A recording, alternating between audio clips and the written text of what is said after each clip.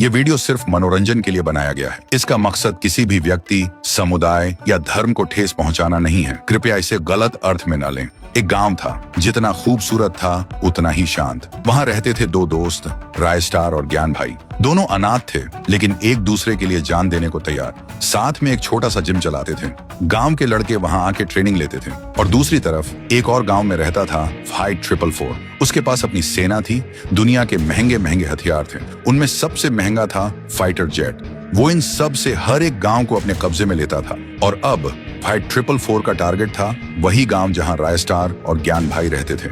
एक दिन फाइट 444 ने अपनी सेना के साथ उस गांव पर हमला कर दिया। आसमान से मिसाइलें, जमीन पर गोलियां, हर तरफ सिर्फ धुआं और आग थी। गांव का हर इंसान घुटनों के बल बैठकर गांव के लिए भीख मांग रहा था। ज्ञान भाई भी वहां था। रायस्टार किसी काम से बाहर गया हुआ था। फाइट 444 चिल्लाकर बोला, आज से ये गांव और इस गांव का सब कुछ मेरा है। तभी ज्ञान भाई गुस्से से बोला, ये गांव हमारा था, हमारा है और हमारा ही रहेगा। उसी वक्त उसको दो बंदूक मिलती हैं और वो दोनों हाथों से बंदूक चलाने लगता है और फिर फाइट 444 के दो आदमी को मार देता है। फाइट 444 कुछ नहीं बोलता, चुपचाप वहां से चला जाता है। गांव के लोग खुशी से उछलने लगते हैं।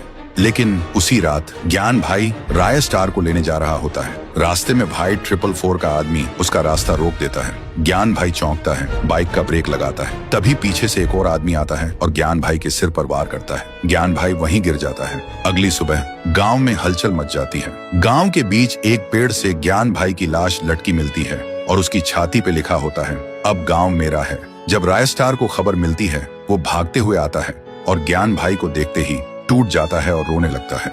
और तब से रायस्टार गांव से गायब हो जाता है। किसी को भी नहीं पता होता है वो कहाँ है। तो दोस्तों, क्या रायस्टार अपने दोस्त ज्ञान भाई की मौत का बदला लेगा? क्या वो वापस आएगा फाइट 444 से टक्कर लेने? अगर आप भी उस दर्द को महसूस कर पाए तो कमेंट में जस्टिस फॉर ज्ञान भाई लिखना मत भूलना। और अगर पार्ट 2 चाहिए तो सब्सक्राइब जरूर करना, क्योंकि कहानी यहीं खत्म नहीं होती। ये तो सिर्फ शुरुआत है।